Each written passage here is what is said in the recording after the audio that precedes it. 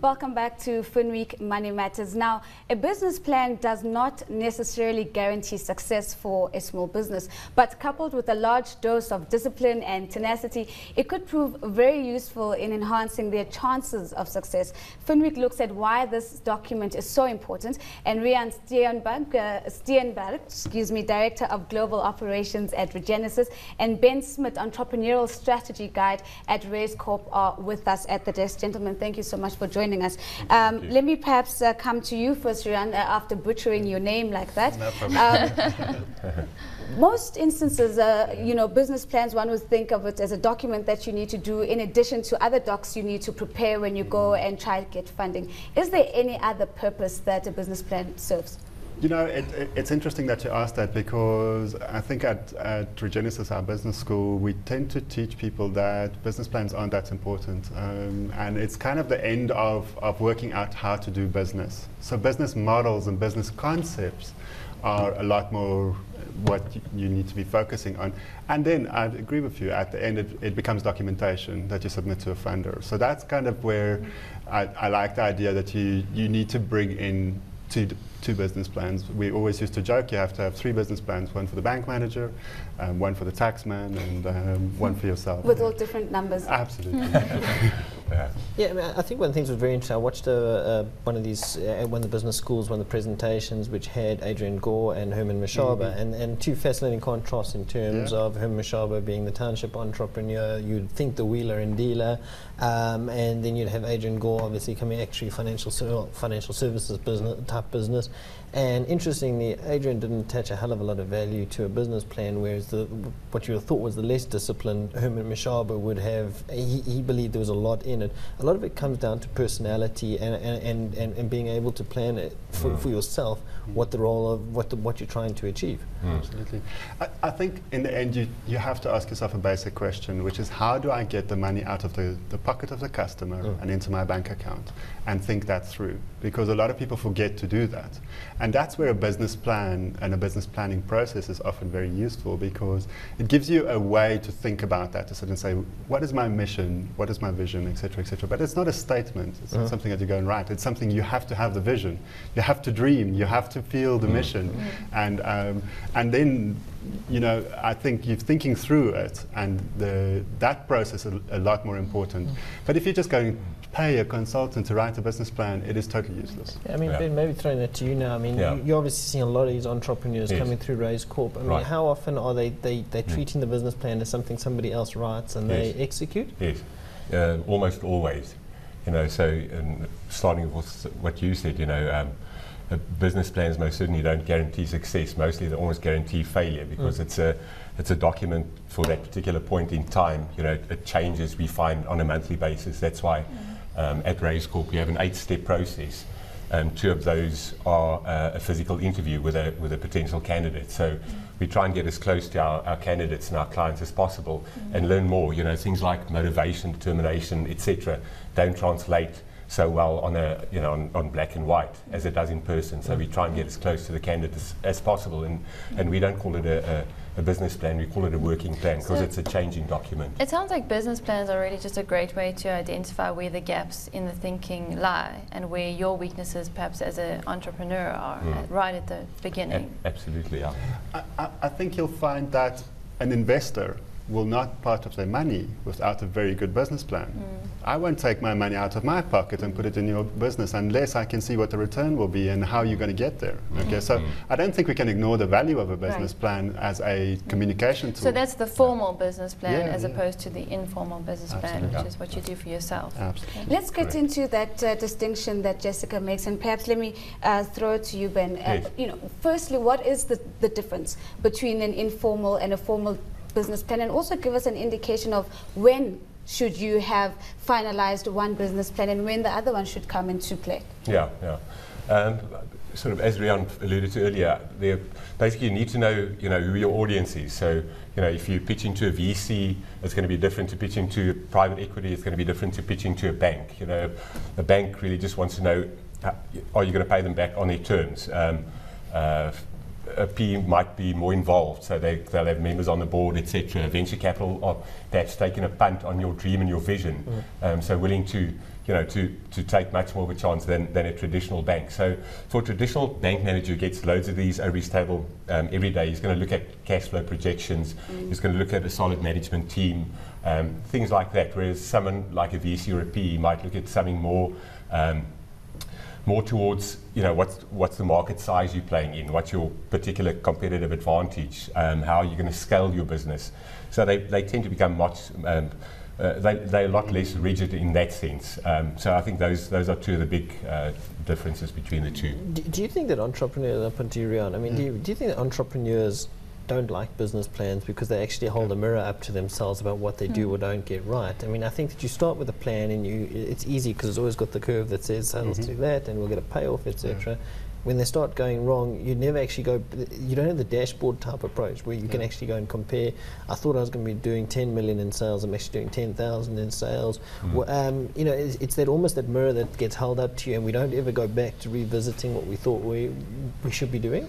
I lecture entrepreneurship at Regenesys, and I see a lot of entrepreneurs that have great ideas that come sit down and say, teach me how to write a business plan. And I think it's not as much the mirror, as you say, in terms of being held to your own performance. It's more, I haven't thought my idea through. Okay, I have not worked out where my plant is going to be. Okay, what am I going to produce? How many? What my break-even points are. I haven't done that. Okay, and that becomes embarrassing because if you don't have the skills to support that, a good business idea can get lost because a financier will just sit there and pull it apart. It seems this is more of a general question, a bit off topic, but it seems like when it comes to entrepreneurs in this country, there's a general lack of business acumen. So the ideas are there, and the enthusiasm and the drive is there, but when it comes down to the nitty-gritty of financials, is where a lot of people seem to be falling short. It is. And I think that's a big part of what you need to understand is how does the cash flow? Okay, not cash flows and go draw up a statement, but how does the cash move from this portion of the business to this portion to the next section? And luckily we make a lot of information available on our website, etc. So as Regenesys, we're trying to support entrepreneurs, so feel free to access that. But I fully agree with you, that's where it fails. I've had a guy, he comes up to me, he's got a brilliant idea, it's patentable, okay? And you ask him, how are you going to execute it? Never thought about it. Okay. How much money do you want to make? Don't know. Okay. And that's what a business plan is useful for, but don't get stuck in it. I mean, Ben, maybe, I find it fascinating to look at a lot of these entrepreneurship competitions. The guys that win are CAs. They really have a very good, I mean, it sounds totally, they've got a good grasp of numbers. When you guys look at entrepreneurs that are coming through, and it's not an easy skill, it's an expensive skill to acquire. How important is that ability to grasp numbers, or to at least have somebody on the team that has the ability to grasp numbers? When entrepreneurs come through our program, they get a variety of guides to help them through this process. One of the most important ones being a financial guide.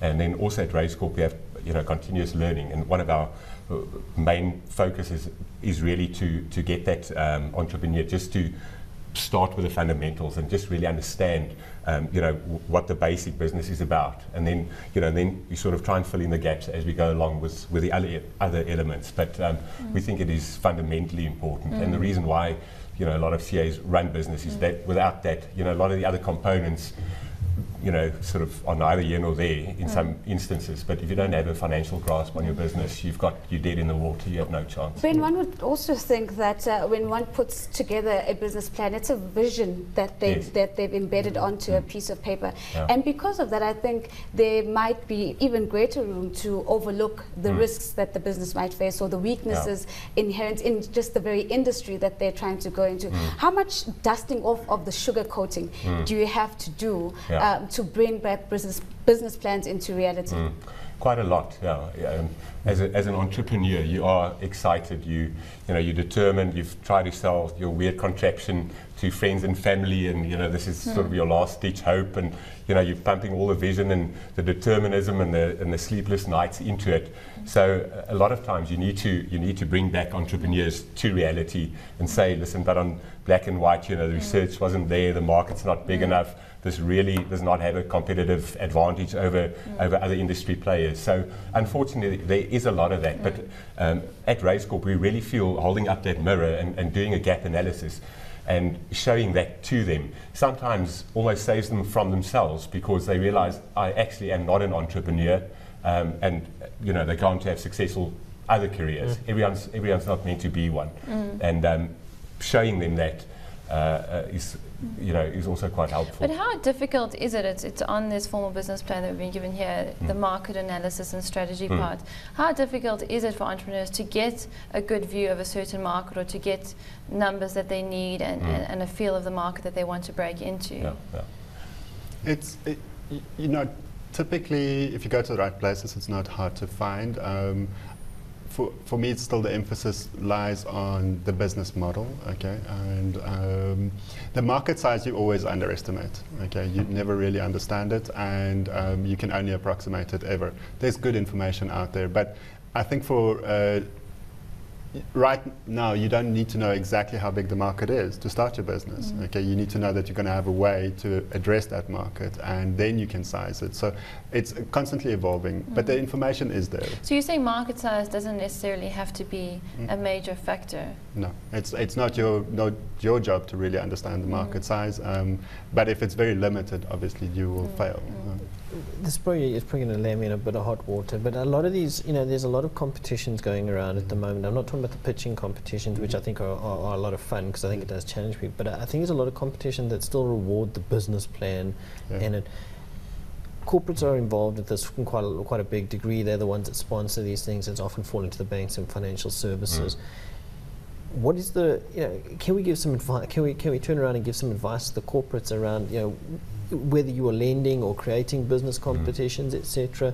What should you be rewarding when you're talking about business plans? You know, actually Ben should answer this question, because I think what they've done is brilliant in terms of taking, from a Raizcorp standpoint, is not getting stuck on the business plan and big competitions, but actually investing in the people. And I think, you know, that type of incubator model seems to be a lot more promising, yielding better results, and makes the investment uncertainty significantly less. So I think we need to step back from it for 1 second in terms of saying these competitions don't work. And we have to ask ourselves, are the DTI, CEDAs, all of those things not promoting this culture of creating business plans, okay, while not, at the end of the day, creating entrepreneurs? Right. Okay? And so we got so stuck up on creating documents that we forgot to do business. Absolutely, yeah, I couldn't agree more. And if you look at the failure rate of entrepreneurs over time, you know, it's 97% of them fell over 10 years. And I think there's there definitely is a massive funding gap at the moment, you know, and we're looking to small and medium businesses as a driver of GDP and economic growth in South Africa, but there seems to be very little support. When we talk to entrepreneurs, we realize they're roughly about between 70 and 80% of them are in need of growth capital, but there really isn't anywhere to get it, you know. So the default setting is DTI, etc., NEF, and those sorts of funds. And they do get some measure of help, but we really find that there's a big gap for a kind of bank or an institution similar to what Capitec did in the cheap and easy banking as lending institutions, to help entrepreneurs and really get close to them and teach them the skills to be able to run their businesses. I think that's vital. Unfortunately, we have